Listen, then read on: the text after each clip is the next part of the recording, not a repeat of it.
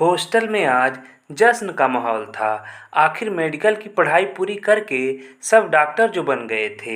संजय तो बहुत ज़्यादा खुश था। डॉक्टर की डिग्री पाना उसके लिए सपने से कम नहीं था। गांव के जिस छोटी सोच से भरे माहौल में वह पला बढ़ा था, वहाँ डॉक्टरी की पढ़ाई करना ही अपने आप में बड़ी कामयाबी थी। यह सब तो उसके पिता की मेहनत का नतीजा था। वे चाहते थे कि उनके बीच से ही कोई डॉक्टर होकर समाज के गरीब लोगों को अच्छा इलाज मुहैया करा सके।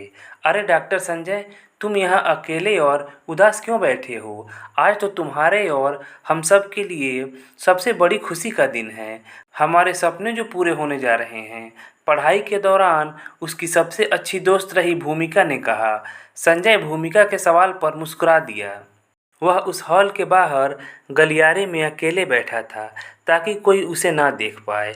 वह खुशी उस अकेले की नहीं थी, बल्कि उसमें उसके परिवार, गांव के सब दोस्त, आस पड़ोस में रहने वाले उन सब लोगों का हिस्सा था जिन्होंने उसके दाखिले में अपना योगदान दिया था।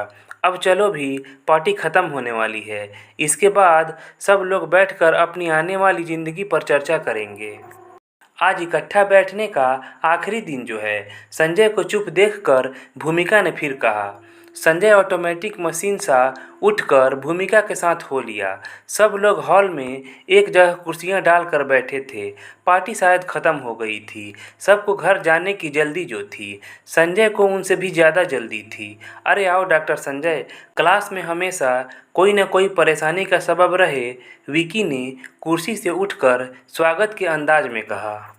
आपने पार्टी में शिरकत नहीं की, इसका हमें दुख है।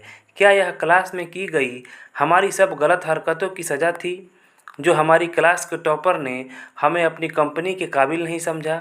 ऐसी कोई बात नहीं है। मैं तो बस इस खुशी के पल पर यकीन लाने की कोशिश कर रहा था। संजय ने यह बात बड़ी गंभीरता के साथ कही।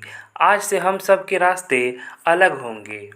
मैं सब लोगों के उज्जवल भविष्य की कामना करता हूँ और एक आग्रह करता हूँ कि हम जहाँ रहें, साथ गुजरे इन 4 सालों को ना भूलें।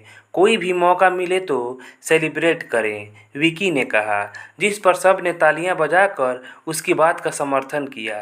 फिर सब उठकर अपने अपने कमरे की तरफ चल दिए, अपना सामान समेटकर घर जाने के लिए। संजय अपना बैग उठाकर कमरे से बाहर आया तो अर्जुन उसके साथ हो लिया। तुम तो बाहर किसी अच्छे देश में सेटल हो जाओगे, भूल मत जाना। फ़ोन करूँगा तो उठा लिया करना, अर्जुन ने संजय से कहा। वह क्लास का सबसे कमज़ोर स्टूडेंट था, मगर बेहद सज्जन और मिलनसार भी था। तुम्हें ऐसा क्यों लगता है कि तुम्हें ही फ़ोन करने की ज़रूरत पड़ेगी?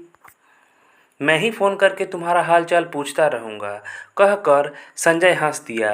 संजय बाहर आया। भूमिका गर्ल्स हॉस्टल से अपना सामान उठाए उसका इंतज़ार कर रही थी। भूमिका के लिए आज का दिन दोगुनी खुशी लेकर आया था। एक तो वह खुद डॉक्टर होने जा रही थी, ऊपर से उसके बैच का सबसे अव्वल रहा लड़का उसका प्रेमी था।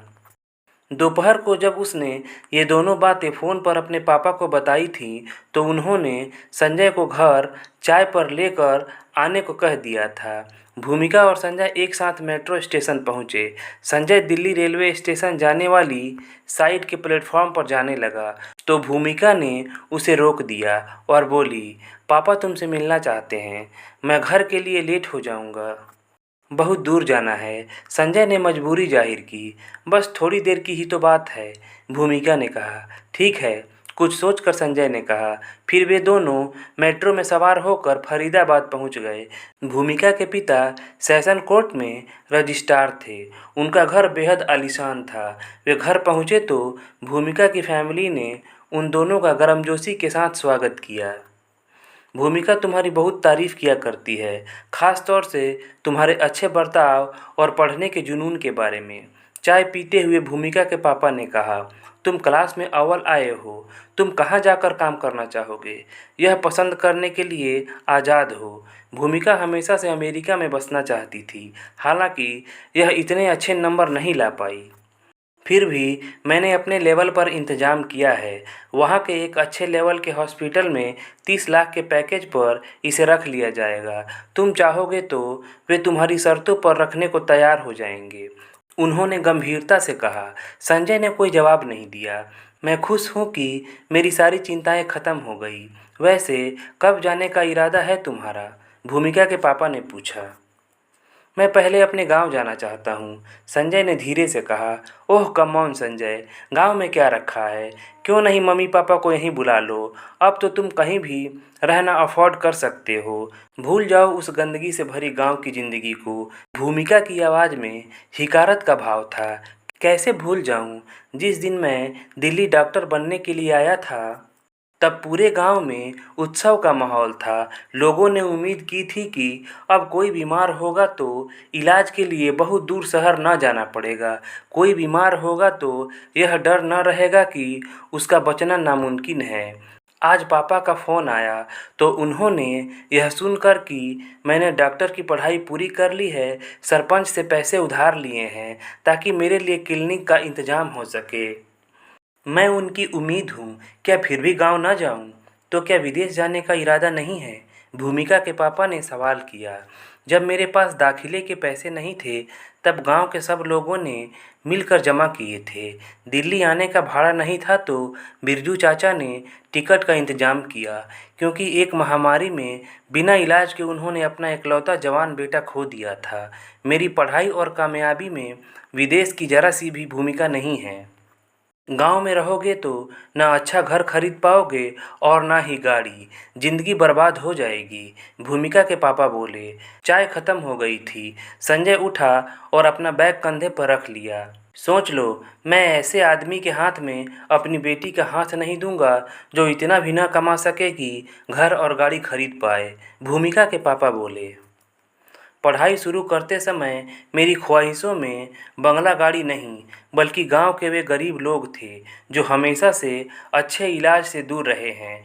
और भूमिका से प्यार करने के पीछे तो किसी वजह का कोई वजूद ही नहीं था। संजय ने दो टुक कहा और चल दिया।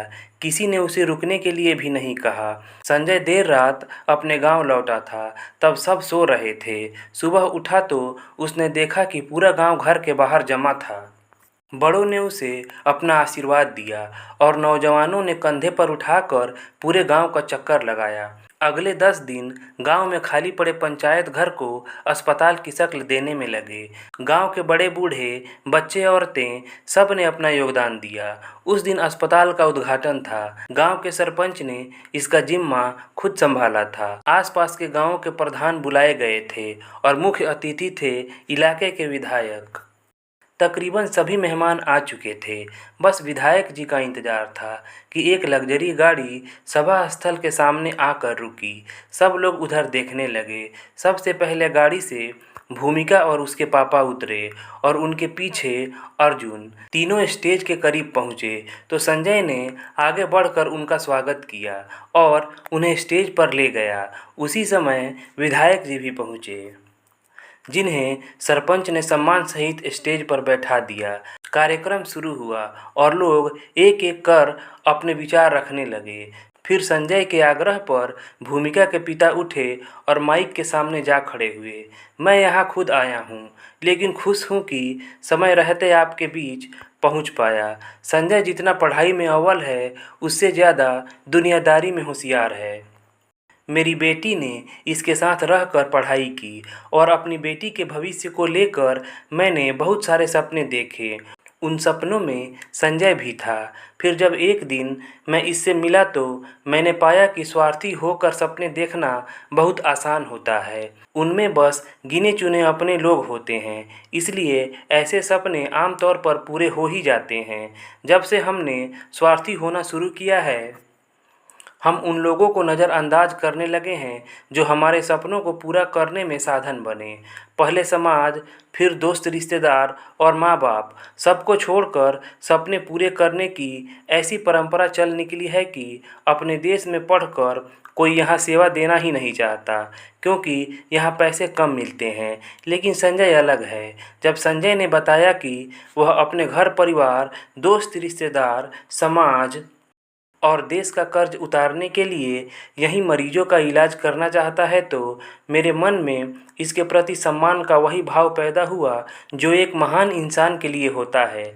आज मैं यहाँ बिन बुलाए दो वजह से हाजिर हुआ हूँ। एक तो बेटी का बाप हूँ और संजय से अच्छा लड़का मैं कहीं दूसरी जगह तलाश नहीं कर पाऊँगा। दूसरी बात यह कि बेटी के अलावा मेरा कोई नहीं है। धन दौलत के नाम पर जो कुछ है सब इसका है। इसकी इच्छा है कि यहाँ गांव में एक अच्छा सा अस्पताल खोला जाए और इसके लिए मैं 50 लाख रुपए का दान करता हूँ, कहकर उन्होंने एक चेक स्टेज के कोने में खड़े संजय को पास बुलाकर उसे थमा दिया। इस बात पर भीड़ ने देर तक ताली बजाकर खुशी जाहिर की। आखिर में विधायक जी के समापन भाषण के साथ सभा खत्म हो गई। बेटा, आप दोनों मिलकर अच्छे से लोगों की सेवा करना, गाड़ी में बैठने को तैयार भूमिका के पापा ने कहा। दोनों नहीं, तीनों, पीछे से अर्जुन बोला। क्या तुम भी? भूमिका ने हंसते हुए पूछा। और नहीं तो क्या, मैं क्लास में फिसड्डी रहा, कोई अच्छी सी नौकरी मिलने से रही। इससे तो अच्छा है कि अपने सीनियर की छत्र छाया में रहूं, अर्जुन ने कहा। तो सब ठहाका लगाकर हंस दिए। दोस्तों, अगर कहानी अच्छी लगी हो तो प्लीज़ लाइक कीजिएगा। चैनल को सब्सक्राइब नहीं किया है तो प्लीज़ चैनल को सब्सक्राइब कर लीजिएगा। चलिए मिलते हैं अगले कहानी वाले वीडियो में। धन्यवाद।